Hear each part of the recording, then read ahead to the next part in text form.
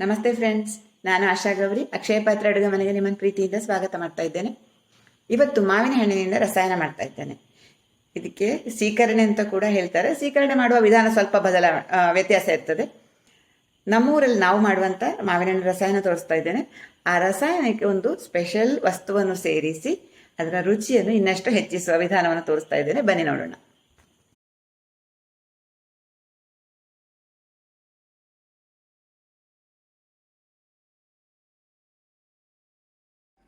ಮಾವಿನ ಹಣ್ಣಿನ ರಸಾಯನ ಮಾಡಲಿಕ್ಕೆ ಮಾವಿನ ಹಣ್ಣು ತಗೊಂಡಿದ್ದೇನೆ, ಹಸಿಯಾದಂಥ ತೆಂಗಿನಕಾಯಿ ತಗೊಂಡಿದ್ದೇನೆ, ಬೆಲ್ಲ ತಗೊಂಡಿದ್ದೇನೆ, ಚಿಟಿಕೆ ಉಪ್ಪು ತಗೊಂಡಿದ್ದೇನೆ, ಏಲಕ್ಕಿ ಪುಡಿ ತಗೊಂಡಿದ್ದೇನೆ. ಮಾವಿನ ಹಣ್ಣು ತಗೊಳ್ಳುವಾಗ ಇದು ನೋಡಿ, ನಾನು ಸಿಂಧೂರ ವೆರೈಟಿಯ ಮಾವಿನ ಹಣ್ಣು ತಗೊಂಡಿದ್ದೇನೆ. ಇದು ನಮ್ಮ ಮನೆಯಲ್ಲಿ ಆದಂತಹ ಮಾವಿನ ಹಣ್ಣು. ನಸು ಹುಳಿ ಅಂಶ ಇರ್ತದೆ ಇದಕ್ಕೆ. ತುಂಬ ಸಿಹಿಯಾದ ಮಲ್ಲಿಕಾದಂಥ ಹಣ್ಣು ಅಷ್ಟೊಂದು ಸೂಕ್ತ ಆಗೋದಿಲ್ಲ ರಸಾಯನ ಮಾಡಲಿಕ್ಕೆ. ನಸು ಹುಳಿ ಇರುವಂತಹ ಈ ಸಿಂಧೂರ ವೆರೈಟಿ, ಇಲ್ಲಾಂದರೆ ಪೈರಿ, ಇಂತಹ ಹಣ್ಣುಗಳು ತುಂಬ ಮುಂಡಪ್ಪ ಇಂಥ ಹಣ್ಣುಗಳು ತುಂಬ ರುಚಿಯಾಗಿರ್ತದೆ. ಮಾವಿನ ಹಣ್ಣು ಆಯ್ಕೆ ಮಾಡಿಕೊಳ್ಳುವಾಗ ಅಂಥದ್ದು ತಗೊಂಡ್ರೆ ಒಳ್ಳೆಯದು. ಇದೊಂದು 3 ಮಾವಿನ ಹಣ್ಣು ತಗೊಂಡಿದ್ದೇನೆ ನಾನು. ಬೆಲ್ಲವನ್ನು ಹಾಗೆ ಮಾವಿನ ಹಣ್ಣಿನ ಸಿಹಿ ಆಧಾರದ ಮೇಲೆ ನಾವು ಬೆಲ್ಲವನ್ನು ಉಪಯೋಗ ಮಾಡಿಕೊಳ್ಬೇಕಾಗ್ತದೆ. ಇಲ್ಲಿ ನಾನು 1 ಕಪ್ ಬೆಲ್ಲವನ್ನು ತಗೊಂಡಿದ್ದೇನೆ. ಇಷ್ಟು ವಸ್ತುಗಳನ್ನು ಬಳಸಿ ಮಾಡುವ ಮಾವಿನ ಹಣ್ಣು ರಸಾಯನ ತುಂಬ ರುಚಿಯಾಗಿರ್ತದೆ. ಅದನ್ನು ಇನ್ನೂ ಹೆಚ್ಚು ಸಿಹಿ ರುಚಿಯಾಗಿ ಮಾಡಲಿಕ್ಕೆ ಬೇಕಾಗಿ ಇನ್ನೊಂದು ವಸ್ತುವನ್ನು ಬಳಸ್ತಾ ಇದ್ದೇನೆ. ಒಂದು ಸೀಕ್ರೆಟ್ ಇಂಗ್ರೀಡಿಯೆಂಟ್ ಬಳಸ್ತಾ ಇದ್ದೇನೆ. ಅದನ್ನು ಆಮೇಲೆ ತೋರಿಸ್ತೇನೆ. ಮೊದಲಿಗೆ ಮಾವಿನ ಹಣ್ಣನ್ನು ಚೆನ್ನಾಗಿ ತೊಳ್ಕೊಳ್ಬೇಕು. ಆಮೇಲೆ ಇದರ ತೊಟ್ಟು ತೆಗೆದು ಪೀಲರಲ್ಲೂ ಆಗ್ಬೋದು, ಶಾರ್ಪ್ ಇರುವಂಥ ಚಾಕು ಅಲ್ಲಾದರೂ ಆಗ್ಬೋದು, ತೆಳುವಾಗಿ ಇದರ ಸಿಪ್ಪೆ ತೆಗಿಬೇಕು. ಈ ಥರ ತೆಗಿಬೋದು ನೋಡಿ. ಶಾರ್ಪ್ ಇದ್ದಂಥ ಚಾಕು ಆದರೆ ತೆಳ್ಳಗೆ ತೆಗಿಬೋದು, ಇಲ್ಲಾಂದರೆ ಪೀಲರಲ್ಲಿ ತಗೊಳ್ಬೋದು. ಮಾವಿನ ಹಣ್ಣು ಸ್ವಲ್ಪ ಗಟ್ಟಿ ಇದ್ದರೆ ಒಳ್ಳೆಯದು. ತುಂಬ ಹಣ್ಣಾದರೆ ಸಿಪ್ಪೆ ತೆಗಿಲಿಕ್ಕೆ ಕಷ್ಟ. ಈ ಥರ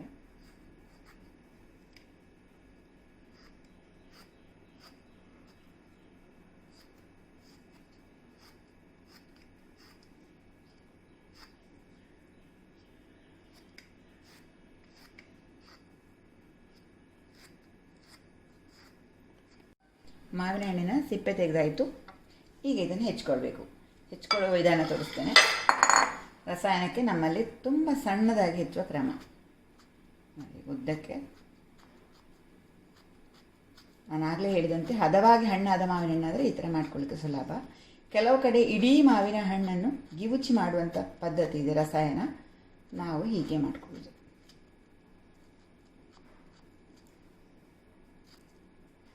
ನೋಡಿ, ಇದನ್ನು ಅಡ್ಡಕ್ಕೆ ಮಾಡಬೇಕಿನ್ನು. ಹೀಗೆ ಇಟ್ಕೊಂಡು ಮೊದಲಿಗೆ ಉದ್ದಕ್ಕೆ, ಆಮೇಲೆ ಈಗ ಅಡ್ಡಕ್ಕೆ. ಅದೇ ರೀತಿ ಇಡೀ ಮಾವಿನ ಹಣ್ಣು ಇದೇ ಥರ ಕೊಚ್ಕೊಳ್ಬೇಕು.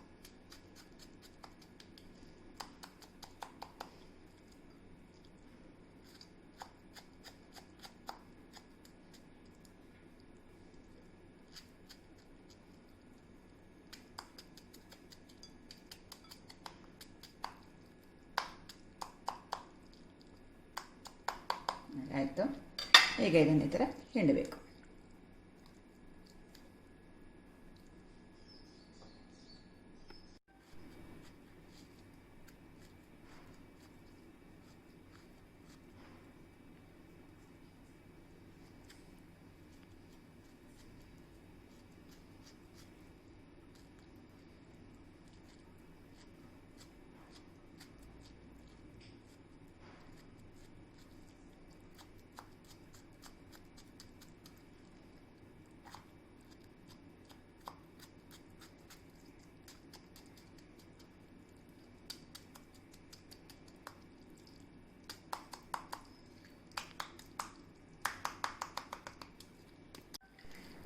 ಎಲ್ಲ ಮಾವಿನ ಹಣ್ಣನ್ನು ಈ ಥರ ಹೆಚ್ಚಾಯಿತು, ಕ್ಲೀನ್ ಮಾಡಿಕೊಡಿ.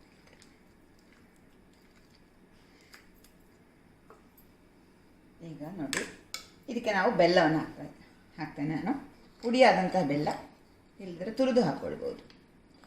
ಬೆಲ್ಲ ಸ್ವಲ್ಪ ನೋಡ್ಕೊಂಡು ಹಾಕೋದು ಒಳ್ಳೆಯದು. ಕೆಲವು ಮಾವಿನ ಹಣ್ಣು ಸಿಹಿ ಇರ್ತದೆ ತುಂಬ, ಕೆಲವು ಸ್ವಲ್ಪ ಕಡಿಮೆ ಇರ್ತದೆ. ಆವಾಗ ಎಷ್ಟು ಬೇಕೋ ಅಷ್ಟು ಬೆಲ್ಲವನ್ನು ಹಾಕ್ಕೊಳ್ಬೋದು. ನಾನು ಸ್ವಲ್ಪ ಹಾಕ್ತೇನೆ.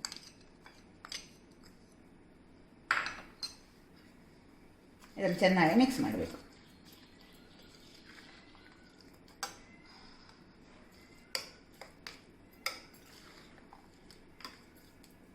ಇದನ್ನು ಸ್ವಲ್ಪ ಬದಿಗಿಡ್ತೇನೆ. ಆ ಸಮಯದಲ್ಲಿ ನಾನು ಕಾಯಿ ತುರಿಯನ್ನು ರುಬ್ಬಿಕೊಳ್ತೇನೆ, ಕಾಯಿ ಹಾಲು ಮಾಡಲಿಕ್ಕೆ.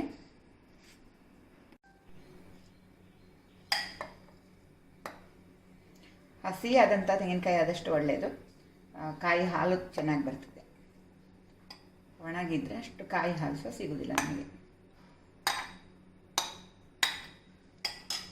ಈಗ ಇದಕ್ಕೆ ನೀರು ಹಾಕ್ತಾ ಇದ್ದೇನೆ. ಇದು ಶುದ್ಧವಾದ ನೀರು, ಫಿಲ್ಟರ್ ನೀರು, ಕುದಿಸಿದ ನೀರು ಹಾಕ್ಕೊಳ್ಬೋದು. ನಾವಿದನ್ನು ಪಾಯಸದ ಥರ ಕುದಿಸೋದಿಲ್ಲ, ಹಸಿಯಾಗಿಯೇ ಬಳಸ್ತೇವೆ ರಸಾಯನವನ್ನು. ಹಾಗಾಗಿ ಶುದ್ಧ ನೀರನ್ನೇ ಹಾಕಿ ರುಬ್ಬಬೇಕು, ಗ್ರೈಂಡ್ ಮಾಡಬೇಕು.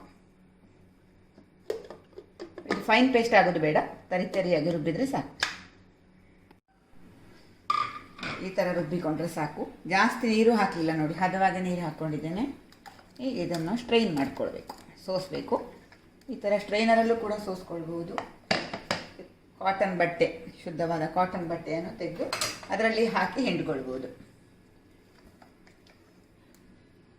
ನೀರು ಜಾಸ್ತಿ ಹಾಕೋದು ಬೇಡ ನೋಡಿ. ಈ ಥರ ಕಾಯಿ ಹಾಲು ತೆಗಿಬೇಕು.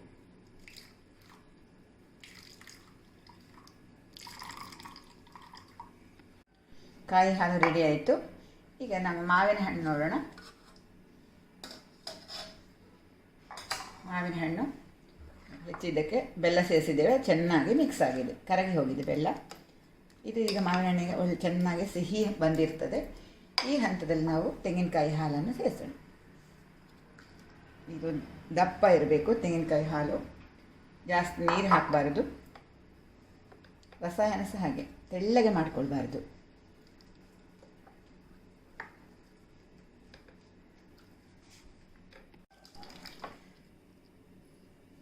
ದೊಡ್ಡ ಪಾತ್ರೆಗೆ ಹಾಕ್ಕೊಳ್ತೇನೆ. ಈಗ ಇದಕ್ಕೆ ಸ್ವಲ್ಪ ಏಲಕ್ಕಿ ಪುಡಿ, ಇದು ಜಾಸ್ತಿ ಬೇಡ. ನಿಮಗೆ ಏಲಕ್ಕಿ ಪುಡಿ ಬೇಡ ಅನ್ನೋರು ಏಲಕ್ಕಿ ಪುಡಿ ಹಾಕೋದೇ ಬೇಡ, ಸ್ವಲ್ಪ ಹಾಕಿದ್ರೆ ಪರಿಮಳ ಅಂತ ಸ್ವಲ್ಪ ಹಾಕಿದ್ದೇನೆ.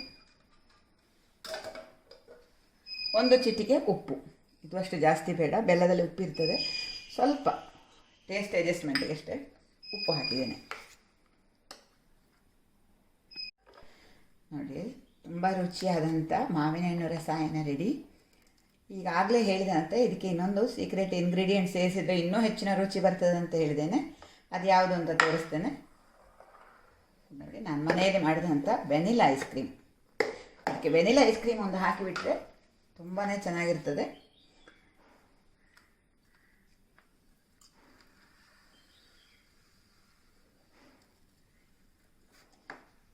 ಇದಕ್ಕೆ ನೇರವಾಗಿ ಮಿಕ್ಸ್ ಮಾಡೋದು, ಸರ್ವ್ ಮಾಡುವಾಗ ಅಲ್ಲ. ಇದನ್ನು ಬೇಕಿದ್ರೆ ಸ್ವಲ್ಪ ಒಂದು 10 ನಿಮಿಷ ಫ್ರಿಜ್ಜಲ್ಲಿ ಇಟ್ಟು ತೆಗಿಬೋದು, ತಣ್ಣಗೆ ಮಾಡಿಕೊಳ್ಳಿಕ್ಕೆ. ಐಸ್ ಕ್ರೀಮನ್ನು ಹಾಕ್ತಾಯಿದ್ದೇನೆ.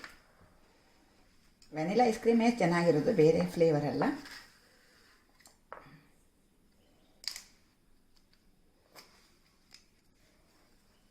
ಇದನ್ನು ಚೆನ್ನಾಗಿ ಮಿಕ್ಸ್ ಮಾಡಬೇಕು. ಇದು ಸರ್ವ್ ಮಾಡುವ ಸ್ವಲ್ಪವೇ ಮೊದಲು, ತುಂಬ ಮೊದಲೇ ಮಾಡ್ಕೊಳ್ಬಾರ್ದು. ರಸಾಯನ ಮಾಡಿ ಫ್ರಿಜ್ಜಲ್ಲಿ ಇಟ್ಕೊಂಡ್ರೆ ಸರ್ವ್ ಮಾಡುವ ಸ್ವಲ್ಪ ಮೊದಲು ಈ ಐಸ್ ಕ್ರೀಮನ್ನು ಸೇರಿಸ್ಕೊಂಡ್ರೆ ಆಯಿತು. ಮಾವಿನ ಹಣ್ಣಿನ ರಸಾಯನ with vanilla ice cream ready. Serve ಮಾಡೋಣ.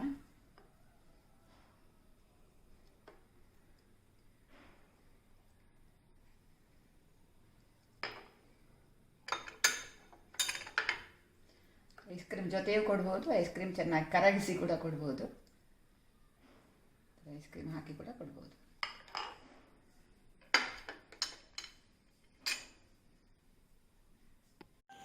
ಮಾವಿನ ಹಣ್ಣಿನ ಸೀಸನಲ್ಲಿ ನಾನೀಗ ಮಾಡಿದಂಥ ಮಾವಿನ ಹಣ್ಣಿನ ರಸಾಯನವನ್ನು ನೋಡ್ಕೊಂಡ್ರಿ. ಮಾವಿನ ಹಣ್ಣಿನ ರಸಾಯನವನ್ನು ಇನ್ನಷ್ಟು ಹೆಚ್ಚು ರುಚಿ ಮಾಡಲಿಕ್ಕೆ ಬೇಕಾಗಿ ನಾನು ಮನೆಯಲ್ಲೇ ಮಾಡಿದ ವೆನಿಲಾ ಐಸ್ ಕ್ರೀಮ್ ಬೆರೆಸಿದ್ದನ್ನು ನೋಡಿದ್ರಿ. ಇದು ನಿಮಗೆ ಇಷ್ಟ ಆಯಿತು ಅಂತ ಅಂದ್ಕೊಳ್ತೇನೆ. ಇಷ್ಟ ಆದರೆ ಒಂದು ಲೈಕ್ ಒತ್ತಿ, ಈ ವಿಡಿಯೋ ಲಿಂಕನ್ನು ದಯವಿಟ್ಟು ನಿಮ್ಮ ಮಿತ್ರರಿಗೆ ಶೇರ್ ಮಾಡಿಕೊಳ್ಳಿ. ಹೊಸಬರು ನನ್ನ ವಿಡಿಯೋ ನೋಡ್ತಾ ಇರುವವರಾದರೆ ನಮ್ಮ ಅಕ್ಷಯ ಪಾತ್ರೆ ಅಡುಗೆ ಮನೆ ಚಾನಲನ್ನು ಸಬ್ಸ್ಕ್ರೈಬ್ ಮಾಡಿಕೊಳ್ಳಿ. ಸಬ್ಸ್ಕ್ರೈಬ್ ಮಾಡೋದ್ರೊಂದಿಗೆ ಬದಿಯಲ್ಲಿರುವ ಬೆಲ್ ಐಕಾನ್ ಅಥವಾ ಗಂಟೆ ಚಿತ್ರವನ್ನು ಒತ್ತಿಕೊಂಡಾಗ ನಿಮಗೆ 3 ಆಯ್ಕೆಗಳು ಸಿಗ್ತವೆ, 3 ಆಪ್ಷನ್ಸ್. ಅದರಲ್ಲಿ ಮೇಲಿನ ಆಯ್ಕೆ ಆಲ್ ಅಂತ ಇರ್ತದೆ. ಅದನ್ನು ಒತ್ತಿದಾಗ ನಾನು ಮಾಡಿದಂಥ ಎಲ್ಲ ಅಡುಗೆಗಳ ನೋಟಿಫಿಕೇಶನ್ ನಿಮಗೆ ಆ ತಕ್ಷಣಕ್ಕೆ ಸಿಗ್ತದೆ. ಸಬ್ಸ್ಕ್ರೈಬ್ ಮಾಡೋದ್ರೊಂದಿಗೆ ಬೆಲ್ ಐಕಾನ್ ಒತ್ತಿಕೊಳ್ಳಿ ಹಾಗೂ ಆಲನ್ನು ಸೆಲೆಕ್ಟ್ ಮಾಡಿಕೊಳ್ಳಿ. Thank you.